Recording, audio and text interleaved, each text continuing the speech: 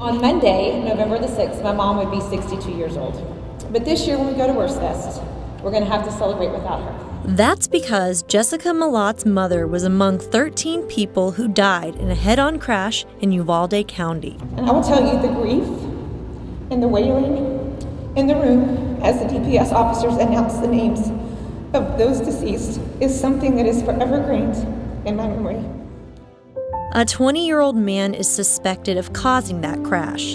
Investigators say he was both intoxicated and texting.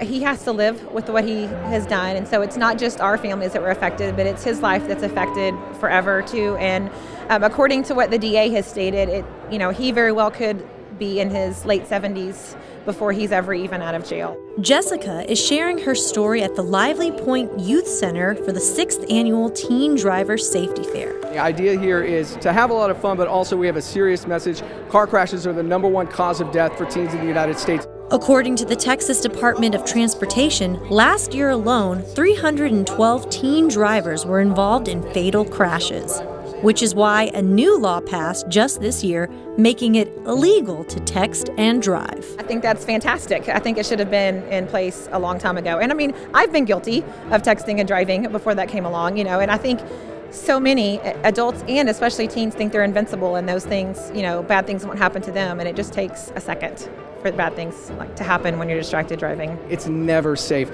to pick up your phone while you're driving. The only thing you should be focused on when you're driving is driving. Sadly, distracted driving isn't the only cause of fatal car crashes. Unfortunately, I lost my little brother in May of 2014 due to a road rage incident. Thomas Allen Jr. lost his life in a road rage-related incident, a cause that was only proven because of an eyewitness. That's actually the only way we got the information, because there was an eyewitness that went to the news media in order to get it back to the family. The two hope their attendance at this year's event will help raise awareness. When you're standing face to face with someone, you should have the same respect and pride that you would if you were in your own vehicle.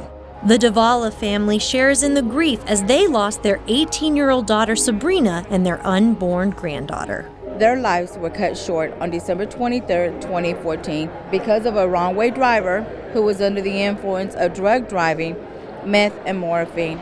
Inside, teens listened to the victims tell their stories and explored vendor booths, while outside, they got hands-on experience. This is all about educating and informing the driving public about the blind spots around an 18-wheeler. They have a DWI course out there where they're going to take the fatal vision goggles, put those on, see what it's like to prove that you cannot drive while you're intoxicated. Oh, this is going to be fun.